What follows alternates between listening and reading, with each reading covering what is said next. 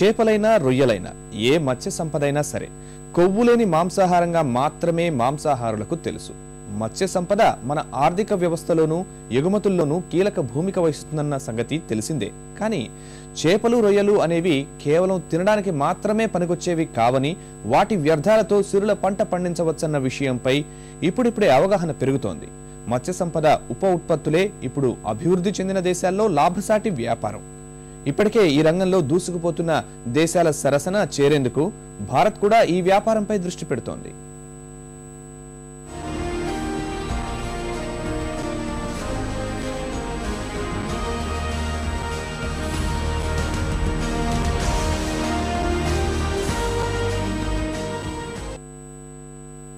వ్యర్థాలతో వ్యాపారం చేయడమనే సూత్రం ఎప్పటినుంచో ఉన్నా మత్స్య సంపద వ్యర్థాలతో వ్యాపారం చేయడానికి ఇప్పుడు భారత్ తహతహలాడుతోంది. అంతర్జాతీయ స్థాయిలో మత్స్య వ్యర్థాల వ్యాపారం జోరుగా సాగుతున్న ప్రస్తుత తరుణంలో ఈ రంగంలో దూసుకుపోయేందుకు ఇదే మంచి తరుణమని భారత్ భావిస్తోంది. ప్రపంచంలో రొయ్యల ఉత్పత్తిలో 2వ స్థానంలోనూ, చేపల ఉత్పత్తిలో 3వ స్థానంలోనూ ఉన్న భారత్ ఈ అవకాశాన్ని అందిపుచ్చుకుంటే భారీ ఎత్తున మరిన్ని వ్యాపార అవకాశాలొస్తాయి. రొయ్యలు, పీతల నుంచి వచ్చే వ్యర్థాల ద్వారా కైటిన్, కైటోజన్ ద్వారా వచ్చే 5 ఏళ్లలో దాదాపు 3 లక్షల కోట్ల వ్యాపారం జరుగుతుందని అంచనా. మత్స్య సంపద ఉప ఉత్పత్తుల ద్వారా రాబోతున్న విప్లవాత్మక మార్పులకు ఇది ప్రతీక. చైనా, జపాన్ వంటి దేశాల్లో విస్తృతంగా జరుగుతున్న ఈ వ్యాపారం ఇప్పుడు మన దేశాన్ని ఆకర్షిస్తోంది. ఈ దిశగా పారిశ్రామికవేత్తలను ప్రోత్సహించడంపై కేంద్రీయ మత్స్య పరిశోధనా సంస్థ CIFT కార్యాచరణ ప్రారంభించింది. దేశీయ ఆహార రంగంలో మత్స్య పరిశ్రమ చాలా కీలక భూమిక పోషిస్తోంది. కొవ్వులు లేని చౌకైన మాంసాహారంగా ఇప్పటికీ చేపలదే ప్రముఖ స్థానం. అన్ని వర్గాల ప్రజలకి అందుబాటులో ఉన్న మత్స్య సంపద ఇప్పుడు ఆహారంగానే కాదు, ఆదాయంగానూ ప్రధాన పాత్ర పోషించనుంది. స్వాతంత్ర్యం వచ్చిన తర్వాత మత్స్య ఉత్పత్తి 9 రెట్లు పెరిగింది. కిందటి ఆర్థిక సంవత్సరంలో 12,700 కోట్ల రూపాయల విలువైన చేపలు, రొయ్యలు ఎగుమతయ్యాయి. దేశవ్యాప్తంగా దాదాపు 8,000 కిలోమీటర్ల తీర రేఖ, 20 లక్షల కిలోమీటర్ల విస్తీర్ణంలో EEZ, 25 లక్షల ఎకరాల విస్తీర్ణంలో ఉన్న చెరువులు, కుంటలు అపారమైన మత్స్య సంపదను అందిస్తున్నాయి. ప్రపంచవ్యాప్తంగా 5% మత్స్య సంపదను మన దేశం అందిస్తోంది. దేశ GDPలో 1.07% మత్స్య పరిశ్రమ నుంచే సమకూరుతోంది. దేశంలో చేపల వినియోగం కూడా బాగా పెరిగింది. 50 ఏళ్ల క్రితం ప్రతి మనిషికి 3 కిలోల వరకు ఉన్న చేపల వినియోగం ఇప్పుడు 9 కేజీలకు పెరిగింది. ఈ గణాంకాలన్నీ వ్యాపార పరంగానూ ఉత్పత్తిలోనూ మన సత్తా చాటుతున్నవే. ఇంత భారీ స్థాయిలో ఉత్పత్తి, ఉత్పాదక అవకాశాలున్న మనం వ్యాపార పరంగా మాత్రం అందిపుచ్చుకోవడంలో విఫలమవుతున్నామన్నది నిజం. వెల్త్ ఫ్రమ్ వేస్ట్ అంటే వేస్ట్ కూడా వృధా కాకుండా దాని గురించి కూడా మనం సంపాదించవచ్చు. 130,000 టన్నులు రొయ్యలు నుంచి వేస్ట్ వస్తుంది. దాన్ని ఏ విధంగా ఉపయోగిస్తే బాగుంటుందనే అంశం మీద పరిశీలిస్తే మనకి ముఖ్యంగా ఈ కైటిన్, కైటోజాన్ అనేది తయారు చేయొచ్చు అనమాట. ఈ ప్రాన్షన్ని మనం ట్రీట్మెంట్ చేసినప్పుడు ఒక 10 కిలోలు శుభ్రంగా ఎండబెడితే మనకి 1 కిలో వస్తుంది అనమాట. ఈ విధంగా మనకి 130,000 టన్నులు వస్తుంది. అలాగే కాకుండా పీతల నుంచి కూడా ఒక 50,000 టన్నుల వరకు సంవత్సరానికి మనకి షెల్ వస్తుంది. కాస్త ఆలస్యంగానైనా మత్స్య సంపద ఉప ఉత్పత్తులపై దృష్టి సారించే అవకాశం ఇప్పుడు కలుగుతోంది. వాటిలో ముఖ్యమైనది కైటిన్. రొయ్యలు, సముద్ర పీతల నుంచి వచ్చే ఈ ఉత్పత్తిపై ఇప్పటికే చైనా, జపాన్ లాంటి దేశాలు దృష్టి సారించాయి. మన దేశంలోనూ కైటిన్ ఉత్పత్తి చేసే 1-2 పరిశ్రమలున్నా పారిశ్రామిక రంగం పెద్ద ఎత్తున దృష్టి పెట్టే స్థాయిలో మాత్రం ఇంకా అభివృద్ధి చెందలేదు.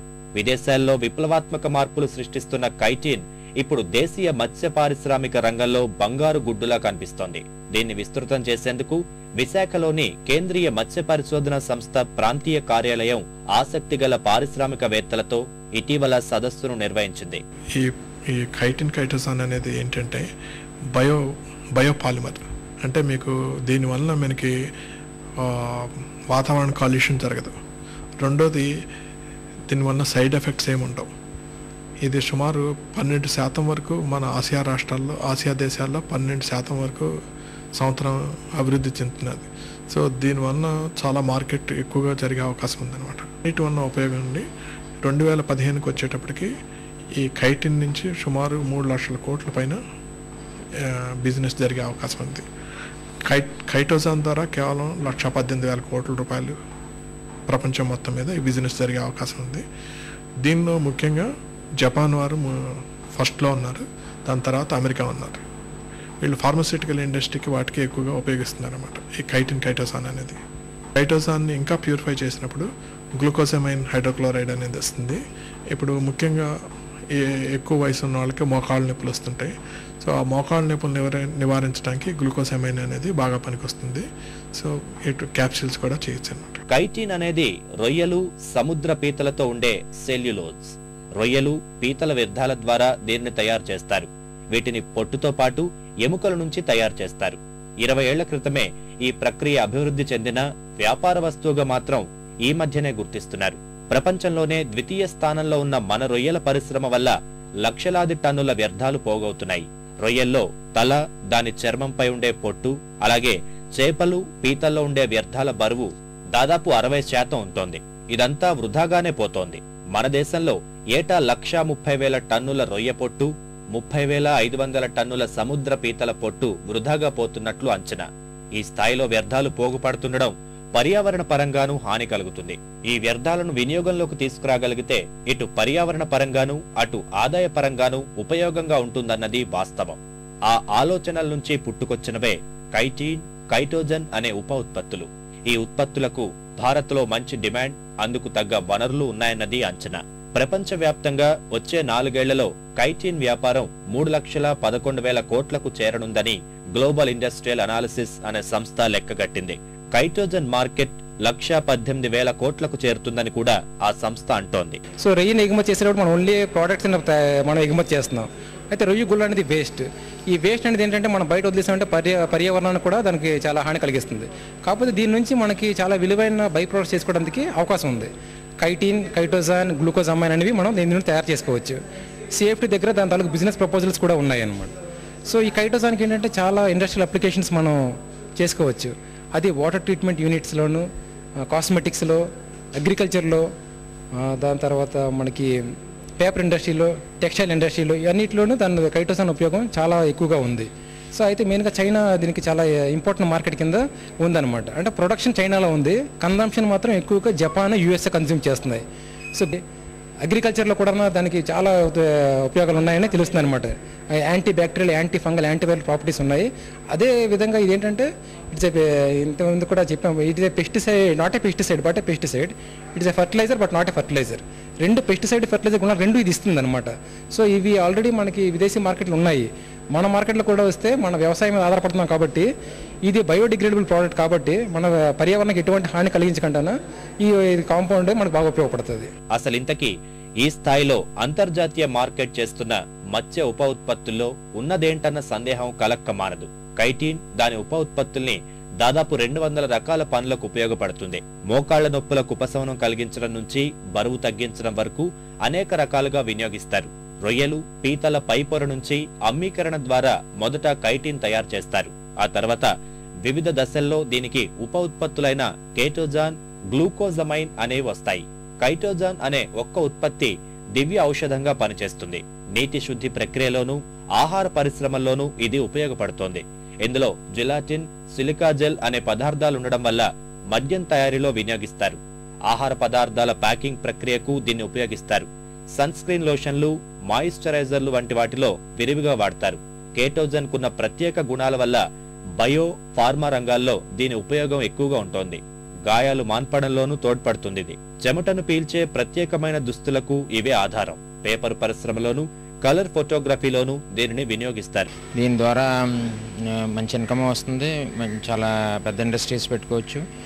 ప్లస్ ఫారెన్ ఎక్స్పోర్ట్ చేసి రెవెన్యూ కూడా వచ్చే ఆధారం కూడా ఉందండి. ప్లస్ వేస్ట్ అనేది దాన్ని డంప్ చేసి మనకి పొల్యూషన్, ఈ ప్రాబ్లమ్స్ రాకుండా కూడా ఉపయోగపడుతుందండి. డెఫినెట్గా small scale to large scale ఇండస్ట్రీస్కి మంచి పొటెన్షియల్ ఉంటుందండి. దీంట్లో డిఫరెంట్ ప్రొడక్ట్స్, రకరకాల అవైలబిలిటీస్ ఉంటాయి కాబట్టి రకరకాల మార్కెట్స్లోకి వెళ్ళడానికి అవకాశం ఉందండి. వ్యవసాయ రంగంలో మత్స్య సంపద ఉప ఉత్పత్తుల ఉపయోగం విస్తృతంగా ఉంటుంది. పంటలకు మేలు చేసే బ్యాక్టీరియాను అభివృద్ధి చేయడంతో పాటు శిలీంద్రనాశకంగానూ పనిచేస్తుంది. పౌల్ట్రీ పరిశ్రమలోనూ దీని ఉపయోగాలున్నాయి. కోళ్లకు వేసే దానాలో 0.5% కైటిన్ ను కలిపితే కోళ్లు 6 వారాల్లోనే 10% బరువును పెరుగుతాయి.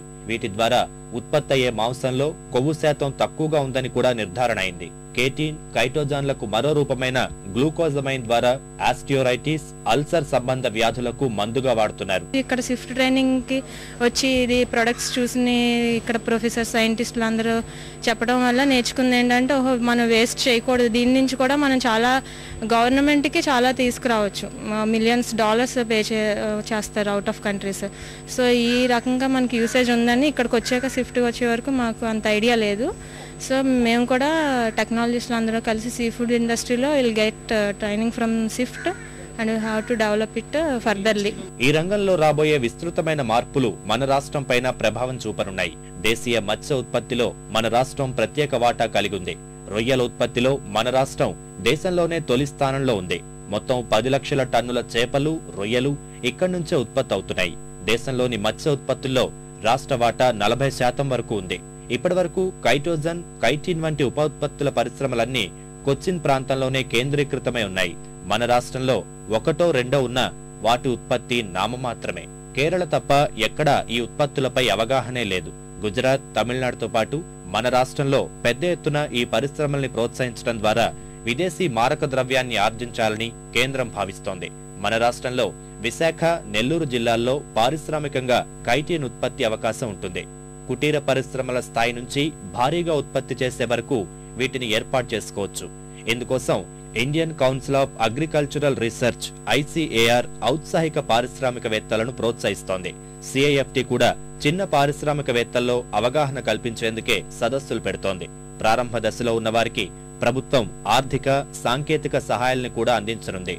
అంతర్జాతీయ మార్కెట్లో కేజీ కైటిన్ ధర 400 రూపాయల వరకు ఉంటోంది. మన దేశంలో లభ్యమయ్యే మత్స్య వ్యర్థాలతో భారీ ఎత్తున కైటిన్ ఉప ఉత్పత్తులను అందించే వీలుంటుంది. కేవలం రొయ్యల నుంచి వచ్చే కైటిన్ ఉత్పత్తులే కాదు, మనకు దొరికే అపారమైన మత్స్య సంపద నుంచి అనేక ఉప ఉత్పత్తులు వస్తున్నాయి. మార్కెట్లో దొరికే ప్రాసెస్డ్ ఫుడ్, ఫాస్ట్ ఫుడ్ లాగానే చేపల ఉత్పత్తులు కూడా రానున్నాయి. కుర్కురే వంటి చిప్స్ లాగానే ఇప్పుడు ఫిష్ కురే అనే ఉత్పత్తి కూడా మార్కెట్లోకి వస్తోంది. టొమాటో, ఆలు చిప్స్ మాదిరిగానే ఈ ఫిష్ కురేలకు కూడా గిరాకీ బాగానే ఉంటోంది. CIFT సంస్థే వీటిని కూడా రూపొందించింది. ఇవి కాకుండా fish calcium, fish oil, fish collagen, fish glue ఇలాంటి ఎన్నో రకాల ఉప ఉత్పత్తులు మార్కెట్లను ముంచెత్తుతున్నాయి.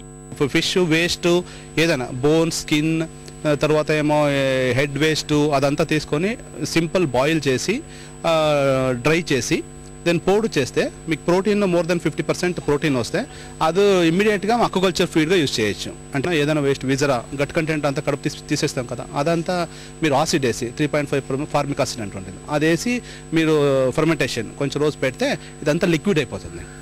అది స్మెల్ రాదు, బాగానే ఉంటుంది. అదే దానికి మీరు రైస్ బ్రాన్ వేసుకుంటే కార్బోహైడ్రేట్ సోర్స్గా, ఇది ప్రోటీన్ సోర్స్, అది కార్బోహైడ్రేట్ సోర్స్గా చాలా పెట్ అనిమల్స్కి, ఈవెన్ పౌల్ట్రీకి, కల్చర్ ఫీడ్స్కి జనరల్గా యూజ్ చేయొచ్చు. అంటే తర్వాత ఏమో షార్క్ బోన్స్ ఉంటాయి.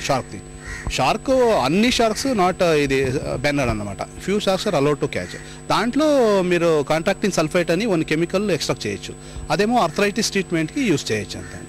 సో అలాగే చాలా ఫిష్ ఐడలేసి ఉన్నాయి, fish calcium, almost 20 variety products, by products మన ఈ ఫిష్ వేస్ట్ నుంచి ప్రిపేర్ చేయొచ్చు అండి. చేపల ఉత్పత్తిలో మన దేశం ముందు వరుసలోనే ఉంటున్నా వాటి ద్వారా ఆదాయాన్ని ఎక్కువగా పొందే విషయంలో మాత్రం వెనకబడే ఉంటోంది. ఇప్పటికీ సాంప్రదాయ వేట విధానాల వల్ల పెద్ద ఎత్తున ఆదాయం నష్టపోతున్నాం. ఇక మత్స్య ఉత్పత్తుల ద్వారా వచ్చే ఆదాయం గురించి అయితే ఇప్పటి వరకు ఆలోచనలే లేవు. కాస్త ఆలస్యంగానైనా పరిశోధనా సంస్థలు కళ్లు తెరిచాయి. వేల కోట్ల రూపాయల విదేశీ మారక ద్రవ్యాన్ని ఆర్జించే అంశాలపై దృష్టి పెట్టాయి. ప్రస్తుతం ఈ ప్రయత్నాలు ఫలిస్తే సముద్ర ఉత్పత్తుల ఆదాయం గణనీయంగా పెరిగే అవకాశం ఉంటుంది. తీర ప్రాంతంలో మత్స్య సంబంధ పరిశ్రమల ఏర్పాటు వల్ల ఉపాధి అవకాశాలు పెరుగుతాయి.